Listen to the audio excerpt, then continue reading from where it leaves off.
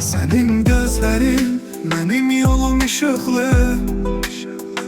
Bu sevgi sonsuz, yüreğimde yaşlı.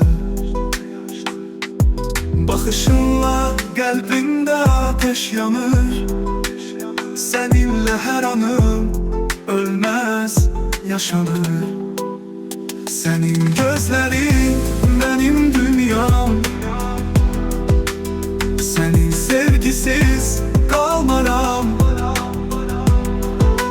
Her gece sana bakıp benim ruhum senle dolur, parlayar.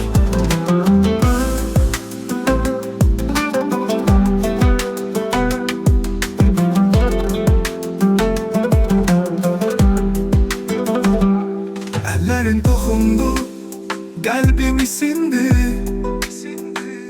Sensiz dünya mənə soyuq, qəmli. Hər andan sevdiğim, seninle yaşaram. Bu sevgim heç vaxt bitmez, kalbimde yanar. Senin gözlerin benim dünyam. Senin sevgisiz kalmaram. Her gece sana bakıp benim ruhum senle dolur, parlayar.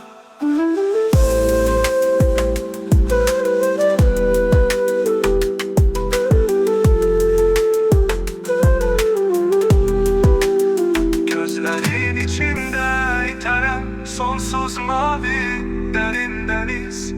Benim kalbimde sen emişem. Bu sevgi hiç vaxt solmaz aziz.